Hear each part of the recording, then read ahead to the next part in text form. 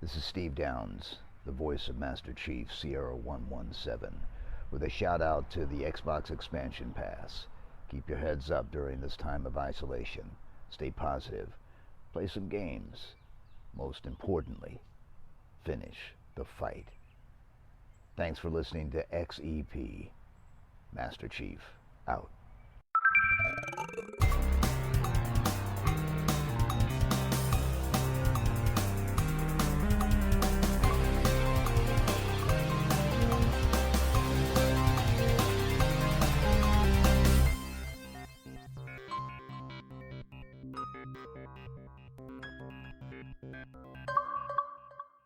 Welcome one, welcome all to episode 109 of the Xbox Expansion Pass, recorded on Wednesday, November 24th, 2021.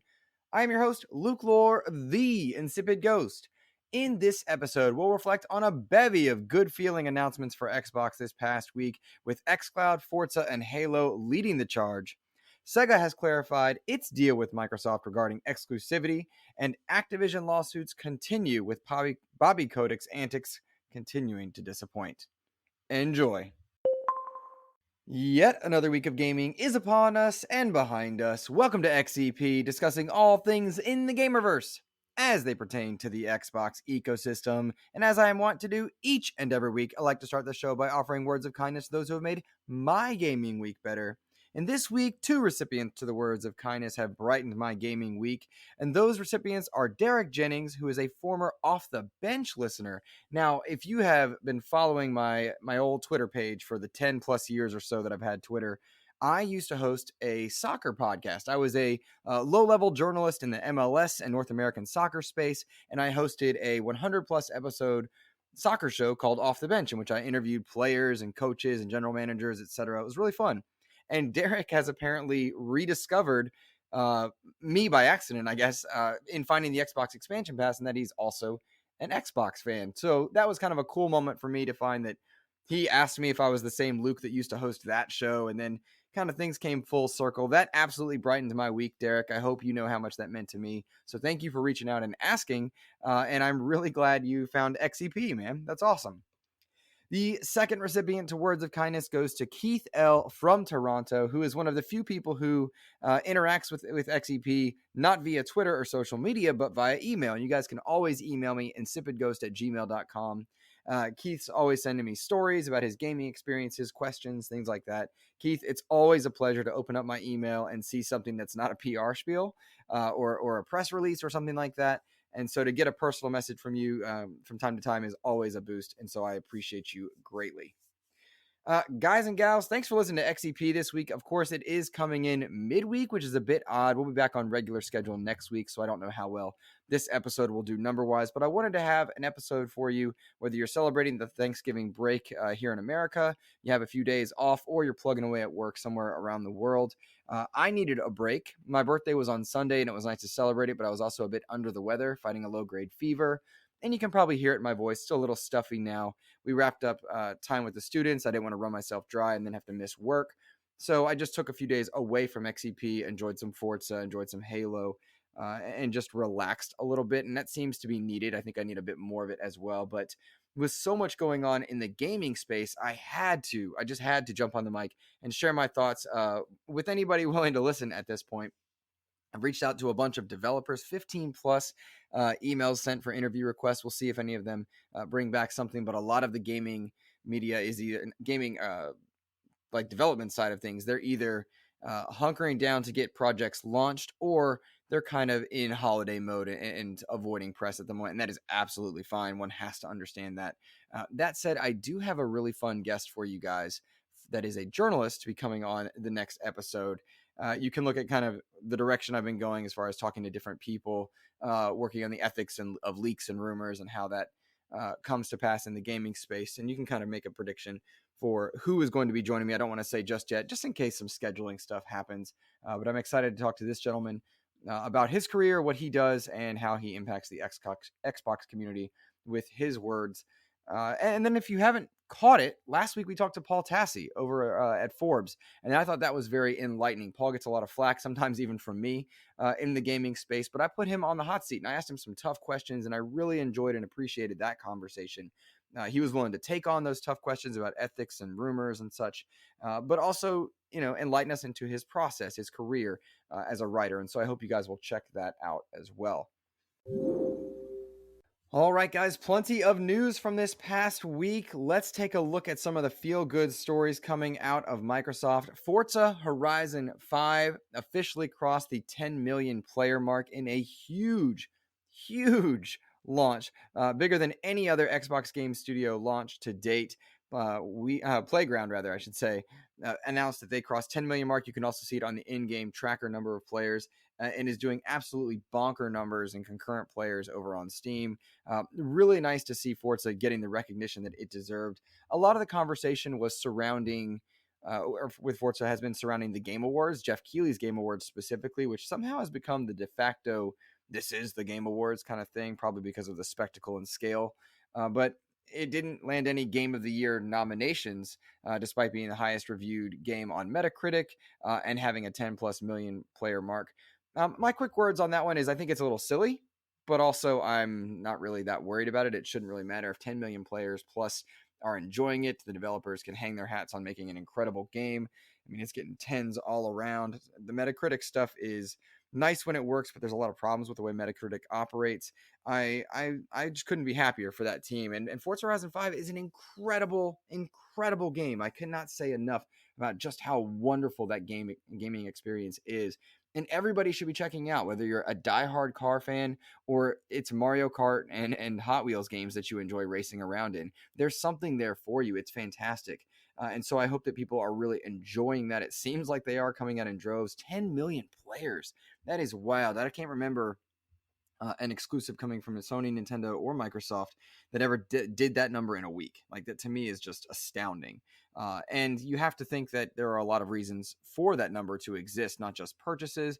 Although it did, like 3, 4, 5 million before the game was officially out. So people were either getting review copies, and of course that's not very many, and then people were buying into that early access, like expansion type pass stuff, to get that kind of a week or weekend ahead of time. And it's just wild to think, but 10 million players, congrats to that team. Well earned recognition that they seem to be getting all around the gaming industry. So happy for them. That game is just sublime. It is sublime, and it speaks to Microsoft's bigger influence on what they're trying to do with their studios, which we're actually going to talk about. There were some great takeaways from a recent Microsoft alumni talk in which Bonnie Ross kind of outlined Microsoft's strategies.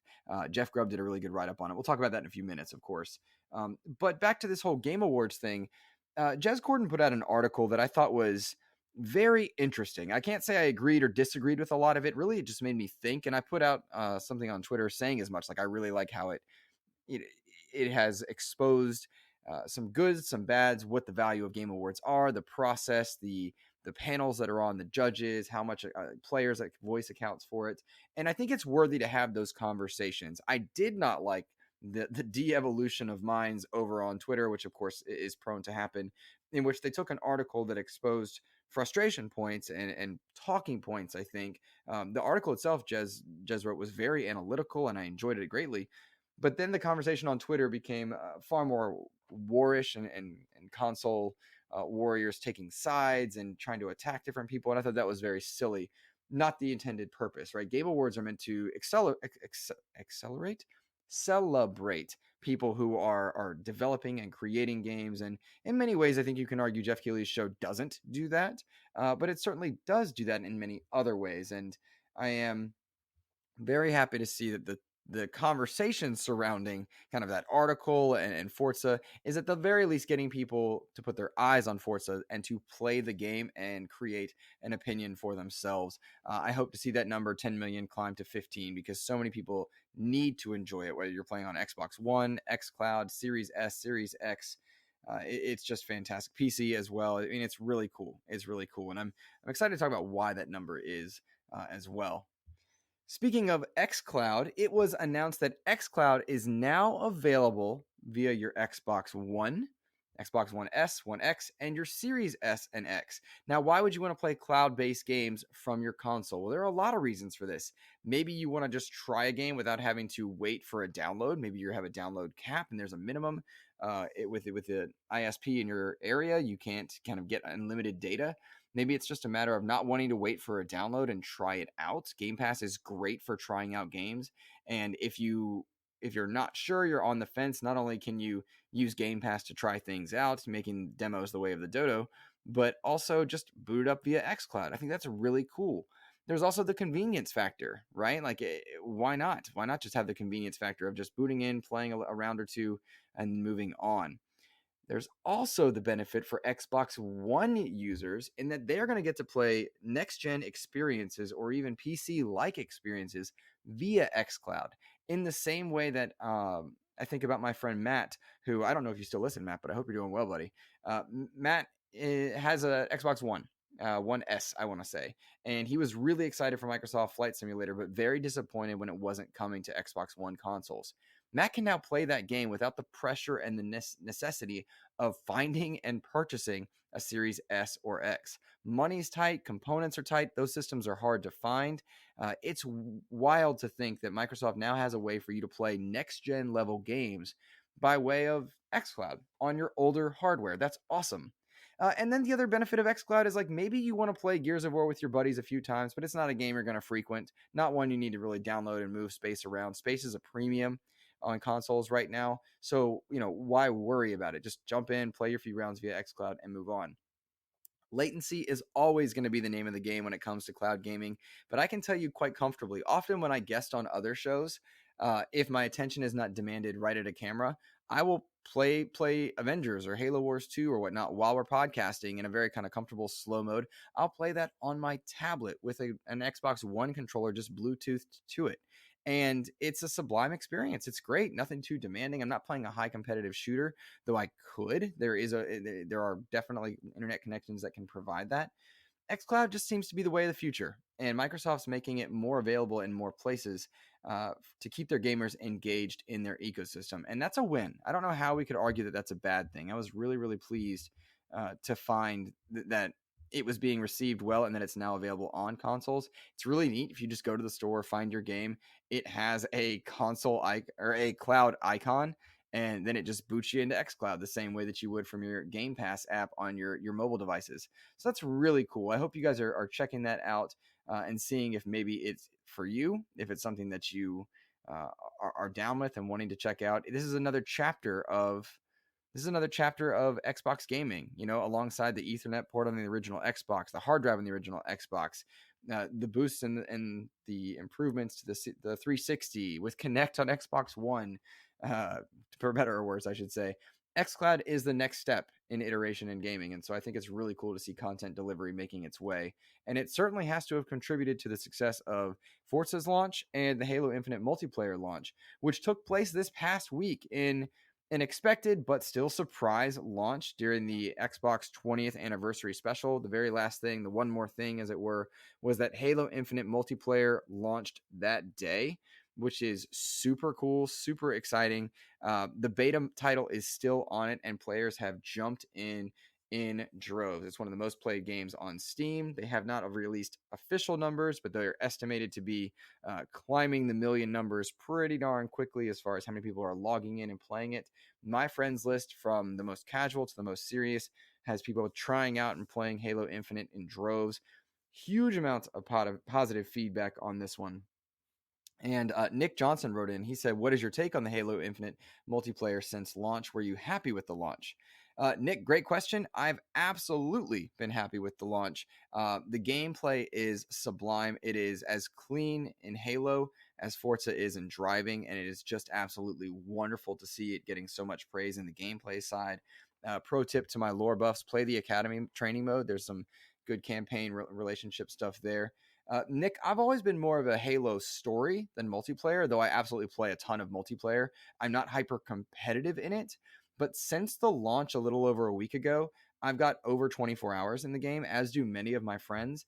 And for so many people to have this, I mean, the numbers are staggering. I heard an internal number that is just mind-boggling, and I bet you they wait till December 8th to share that when the official game does launch. But getting this multiplayer out ahead of the Thanksgiving holiday, free to play for so many people to jump in and experience, and seeing so many people gravitate towards it, and it being so positively received in the gaming space across multiple mediums is fantastic. To the same effect, many of those diehard players, including me, have been able to expose some of the problems with what they're trying to do over at 343 regarding player progression, battle pass progression specifically. Now, those battle passes are a talking point, and deservedly so, because there's a lot of really good stuff they're doing. The idea that you can have a battle pass and it never expire and you can just bounce between different battle passes is fantastic. Moreover, they're doing multiple events, from this samurai event to the winter contingency, and there's one more which name escapes me. They're going to be doing multiple events that drop in week increments throughout the course of season 1. The problem with season 1 right now is that they've extended it to be a 6-month season, and that's really frustrating and concerning when you have a battle pass that is difficult to progress like it is. And I should say 343 has already addressed this. 343 has come out and said, hey, we are aware, we hear your concerns, and most recently they said, we are hearing all of your feedback loud and clear. We are going to change it to make it more player friendly for those of you that are asking for it. They've even done some of those fixes internally, adding a win one match, play one match, you get XP every single time you play it, and the dailies are a bit more friendly than they were, so it's not as difficult to gain XP than it was. It's not challenge based, for those of you who are wondering. They've already fixed a lot of that, but they said that they want the team to enjoy a much deserved holiday break before the final push before launch. I think that's deserved and fair, because if people are putting in 24 plus hours, we're the diehards, right? Like, we are the ones that can give quick feedback like that, but not everybody plays in that amount and with that intensity. So for us to be complaining at 24 plus hours, like, we're also consuming the game at a blistering rate. That said, they do need to address it, and they are. And I love that they say they're hearing feedback. Hearing feedback and making changes are two different things. They've already made some changes, which is very encouraging. They've got more to come, but I am all in favor of them enjoying a good Thanksgiving break. They pushed a lot to get this game out, even after the year delay. And with the gameplay as good as it is, it's hard to complain about that. Now, back to my original point about this 6-month first season. That is way too long, and I'm fearful that players will bounce off of it.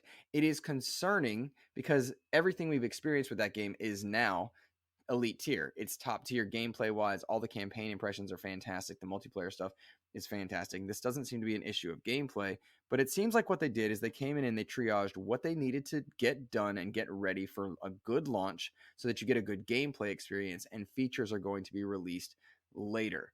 6 months, though, for one battle pass is too long, no matter how many events you've got going on. I'm fearful that people will bounce off, and when you have internal studios with great battle passes, think about Sea of Thieves, think about Master Chief Collection, you even got the Gears of War, if you're unfamiliar, that has a really good, well-responded player progression pass system. Those are 3 very good examples of how to do things from their own studios. And then you can look at other battle pass progression systems like Fortnite, which you can say what you want about that game, but the game's progression is never truly dampened. Like, you always feel like you're being rewarded for your time in that game. It's wild to think 343 missed on this spot, and they know they missed. They missed far.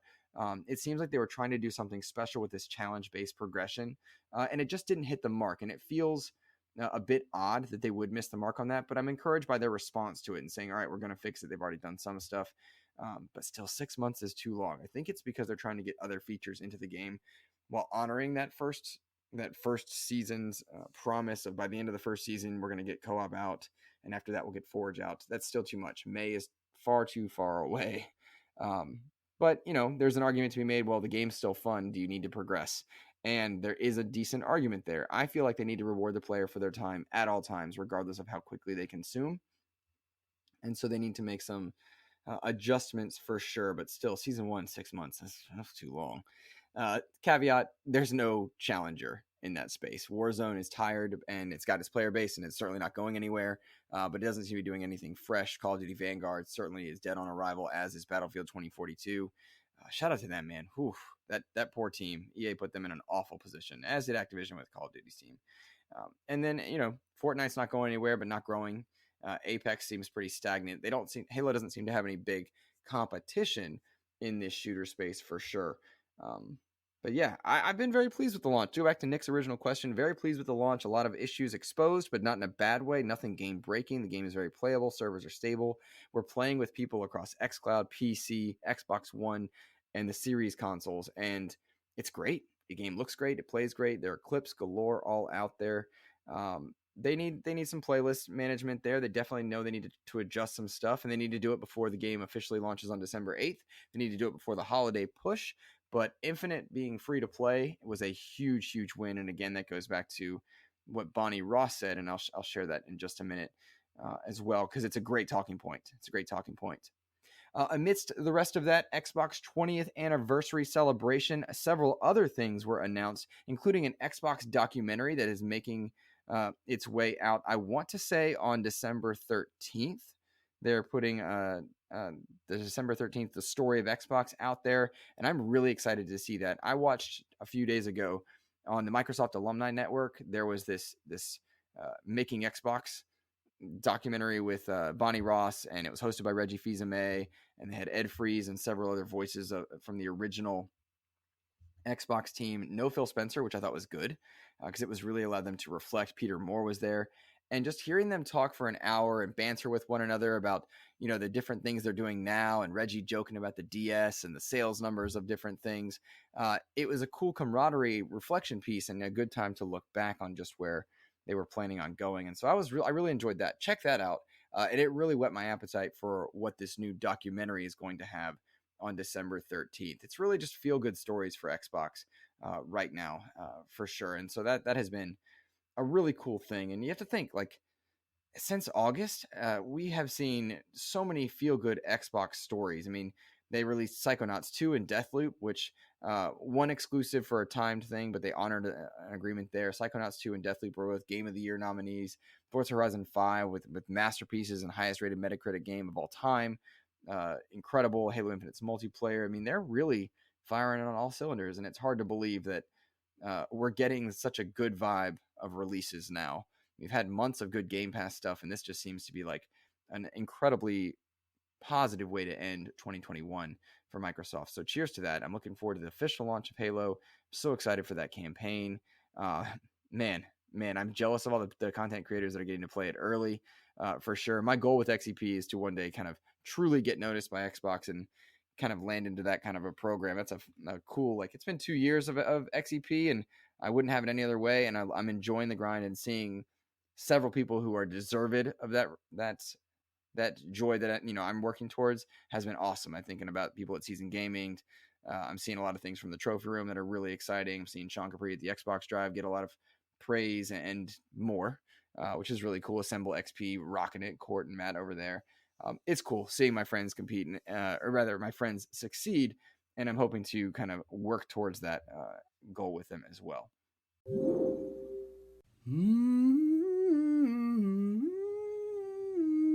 What is the Xbox expansion pass? I don't know.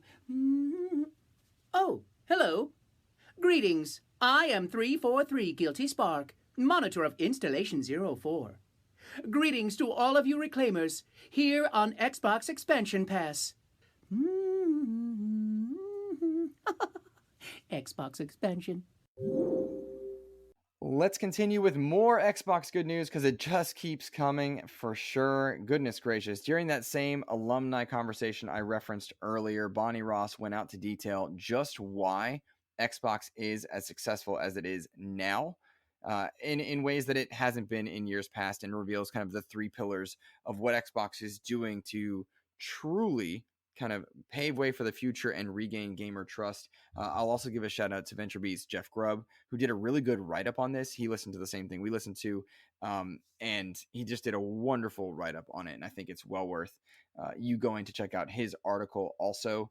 The biggest thing, and the first big pillar that Microsoft has that Bonnie Ross outlined, was that Xbox is trying to reach players where they are, and they're not taking half measures to do so. They're making themselves available in multiple places that they haven't been before. They do this via xCloud.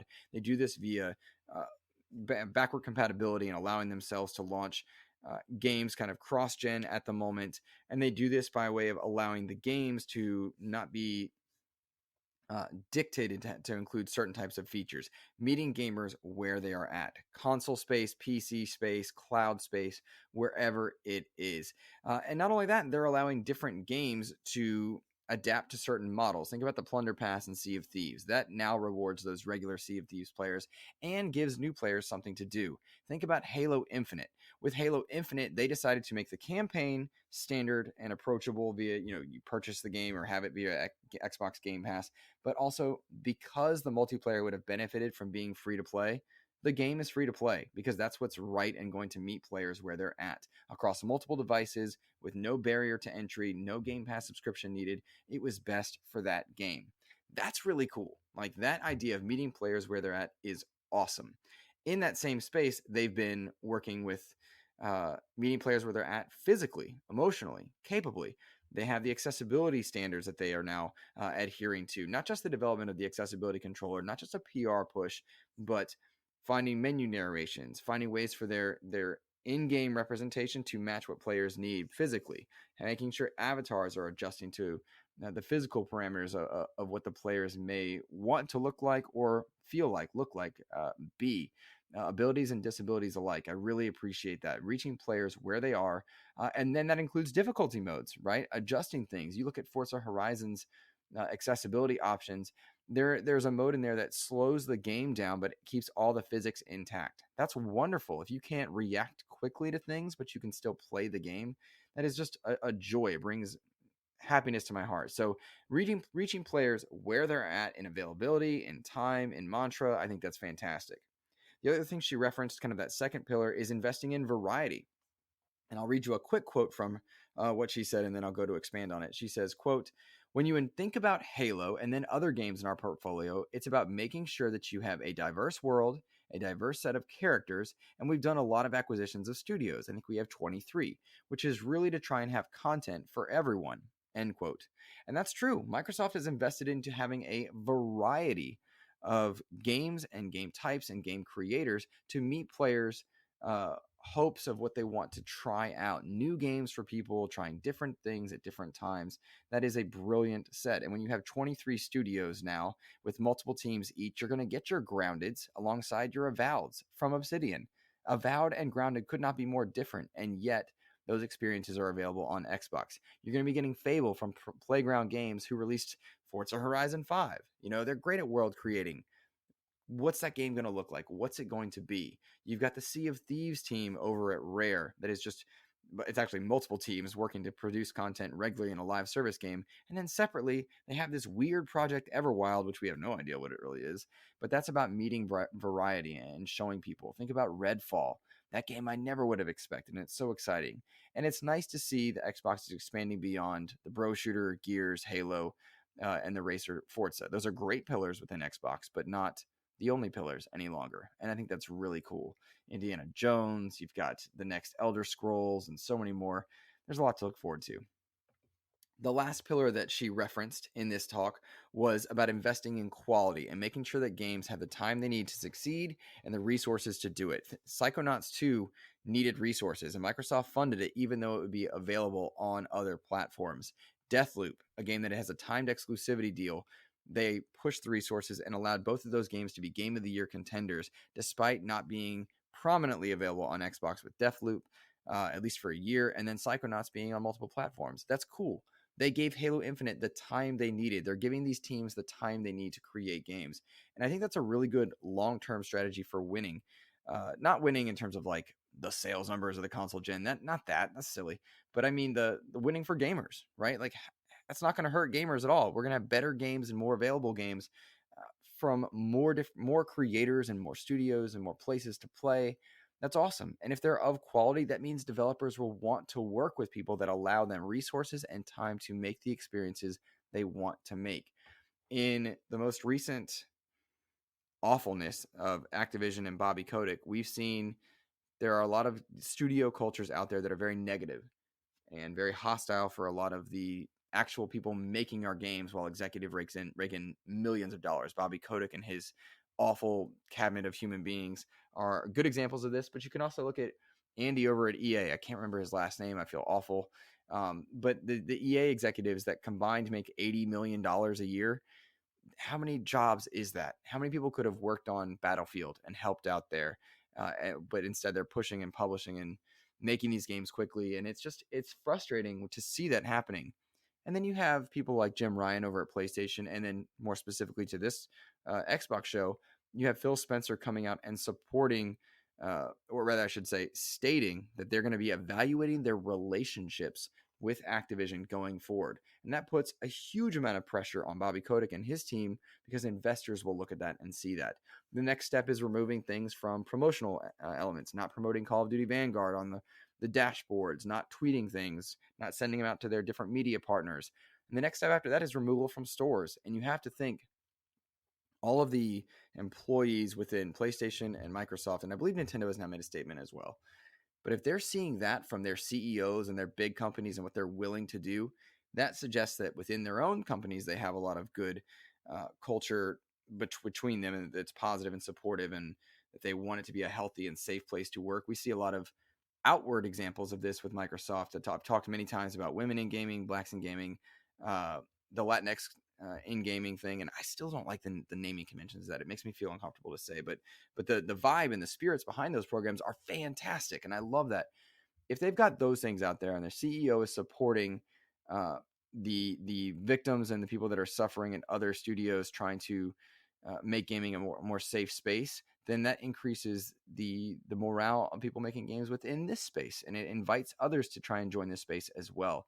That's a good thing. That is important and necessary for positive culture. And to go back to Bonnie Ross's statement about variety, that means more people of different, not caliber, people of different, goodness gracious, creative minds from around the world, right? Like from places you wouldn't hear, from cultures you wouldn't necessarily see in the prominent space.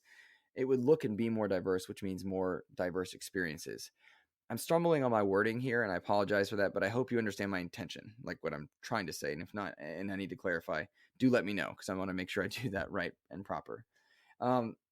Let's briefly just kind of touch on this Activision thing. It's awful and it's terrible, and Bobby Kotick needs to go, of course, but that is a symbolic gesture in exiting him.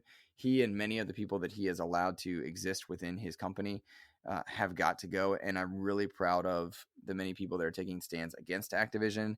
I told you guys when this all started, or not when it started, when I heard more about it and it was beginning to get exposed, that I wouldn't be reviewing or exposing or rather giving them airtime as far as Call of Duty Vanguard, and that sucks because there's some good people that made that game.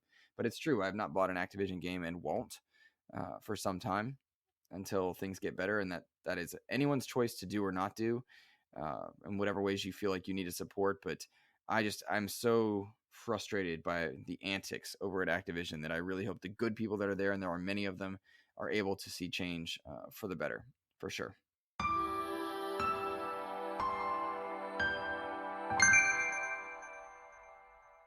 Sega came out and addressed its exclusivity discussions with Microsoft. A lot of people had questions after it was announced that they would be entering into a partnership in order to help the Azure Cloud tech be more available for Sega as they worked over the next 5 years to create a super game. Well, many people wondered if this meant that the super game would be Xbox exclusive, and Sega has come out to clarify that it does not mean that they have a very close business relationship with Microsoft, and they've outsourced development to a number of large-scale titles and third parties in order to bring a lot of their games to bear. But they also believe that the game needs to go to a lot of places, and they know that Microsoft's Azure servers can help them do that. So it seemed like it was more of an infrastructure thing, similar to the way that Sony, not PlayStation, but Sony, uses Azure Cloud tech. Microsoft servers are just elite, and that is not an Xbox thing. That is not a fanboy or console warrior thing. Nobody should be hanging their heads on that as why Xbox is or isn't this, that, or the other. This is a business deal between Sega and Microsoft that is going to allow Sega to prosper in the years to come, the same way that Sony has. And you want that. You want more players in the gaming space.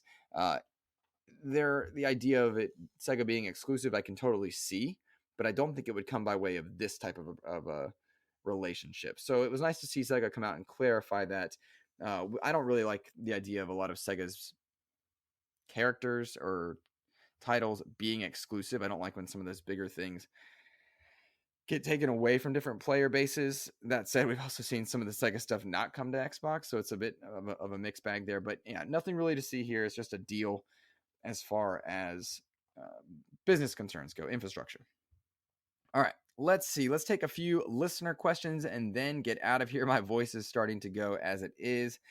Keith L. mentioned, he said, what was one moment that you booted up a game and lost yourself for hours into? Mine was Dying Light. I went and bought it for PS4. This game was day and date for 20 hours straight because I love killing zombies and collecting sweet, sweet loot. I feel like I read this one already. Keith, my answer would be Metal Gear Solid, God of War 2018, or Halo Reach. The countless number of hours I have lost to that game or to those games is just wild. I've done that to many, many more. Most recently, Control. I just played and played and played through Control Ultimate Edition on Series X, and it was just sublime. But yeah, man, those games were very special to me. Let's see. Artur Gaming says, if you were head of Xbox, what would your 3 goals or targets be for 2022? For me, it's a matter of getting more games out there. To address a Todd Oxter question, he's asking me about when we're going to find out more about the 2022 lineup for Xbox, because right now we only know about Starfield as well. I think 2022 is going to be a year of sustained growth. We'll see more from Redfall. We'll see more from Starfield, probably one other big exclusive. I don't know what it is. I'm either blanking or I don't know at the moment. But yeah, one exclusive per quarter, Artur, is the regular goal, and I think you might even see a streaming stick idea come from the future, possibly. And Todd Oxter also asked, will the Game Awards be a big stage for future Xbox releases, especially with Halo already launched by that point? Todd, I think you do see a big announcement at the Game Awards. I've heard rumors and rumblings of it. Who knows if that's real? Because I often say I am not an insider. I mean, I hear the dumb rumors that many people do. But I would think that you see one big exclusive for Xbox. They need to showcase something. Maybe it's something that we've already heard about, like Avowed or whatnot. But they need to show something. Starfield is the easy candidate, though I doubt Todd Howard is ready to share and talk about that too much. But yeah, I think that's kind of the case there. All right, I'm trying to rock and roll here. There's so many questions. You guys are amazing. You wrote in so many different things. Famous Seamus says, what was your favorite moment or announcement from the Xbox 20th anniversary live stream? Famous Seamus, it was really cool to see the Halo Infinite stuff go live. I love the idea of a documentary. I'm really stoked to see that as well. And then, guys, since backward compatibility was announced to be ending, they did showcase 70 new titles from Fear. All the Fear series is available, Max Payne, and a bunch of others. Really cool there. I'm very pleased with that whole live stream. I loved a lot of the good vibes that we got. Nothing too crazy in it, save for the Infinite launch, which was unfortunately leaked multiple times prior to. Yeah, I thought that was awesome. It was the seeing the documentary that's coming and the goods, the bads are going to be covered in that. Plus that multiplayer reveal, Seamus. It looks awesome. Also, hey, shout out, guys, if you haven't gone to museum.xbox.com, you can go through a bunch of Xbox history, including your personal history, and it will gather your achievements of old, hours played in different games, all the data they've collected. You can really take a journey through your own gaming experience via Xbox. It's well worth doing. Museum.xbox.com. I totally dig it. I absolutely loved it. I thought that was such a blast to kind of walk my avatar through and see different things. I got to go back to Halo 4 is one of my most played games. Halo Wars 2 is my most played game. Started Xbox on Gears of War in 2007. My goofy story of selling plasma to get it. Anyway, it was crazy. Let's see. Hypecaster, he asked birthday-related questions, as did Court Lalonde. Hypecaster says, how is gaming different for you 10 years ago when you were much, much, much, much younger? And a bunch of people jumped in on that one, which was cool. Gaming 10 years ago, I was very, very strapped for cash. I had very little money. 10 years ago, let's see, that was 2011. I was working at GameStop and working as a journalist for soccer. I had very little money. I was living with my best friend Kev probably at the time. Maybe that was 2013. Maybe 2011 I was exiting teaching. But I had very little money. I was hungry all the time, and I was playing on a 360. That's right, 2011, playing on a 360. And I was playing too much. I was playing to avoid real-world problems, for sure. But my gaming habits themselves are just healthier now. I have more disposable income. I have more time management, so I'm playing at a more healthy rate. I'm not staying up as late to play games at the sacrifice of my job, which is what I was doing 10 years ago. And now my gaming time is more appropriately spread out to not damage my mental health as much. And I do take breaks, of course. But gaming's way better for me now than it ever has been, for sure. And it's not just a disposable income thing, though that certainly does play a factor in it. Court Lalonde says, did you get any Xbox related goodies for your birthday? Well, Court, I got the Elite 2, Master Chief Elite 2, which I absolutely love. That wasn't really a birthday present because my wife and I just were supportive of whatever our habits are. I got a new gaming chair from Secret Labs, which has a Batman logo on it. I love that. It's very, very, very comfortable. Secret Labs is where it's at. And any other? In Xbox Fan Fest, hosted by Malik Prince and Kelly Lombardi, I made it to the second to last round of trivia. There were 2,500 people. I made it to the top 100. And I got $85 to the Xbox Gear Shop, and I bought a sweet new Xbox backpack with that. So that's really cool. That's really, really dope. All right, guys, I've babbled enough. It's been a great episode. Thanks for letting me release it a little bit late. Thanks for tagging along for the ride. If you have not ever left a review over on iTunes or subscribed over on YouTube and dropped a thumbs up on the episodes, that means the world to me, and I would absolutely love it if you'd be willing to do that. It is so cool seeing some of my friends be successful, and the little stuff like the likes and the shares and the ratings, that helps me be successful. All right, and I really appreciate you guys sharing it with other people. And most importantly, thank you for listening. If you celebrate it, have a happy and safe Thanksgiving. If you don't, then I hope work goes well for you this week. Whatever it is, I hope you're gaming and enjoying your time with your family, whatever it is that makes you happy. Cheers to all of you. Take care.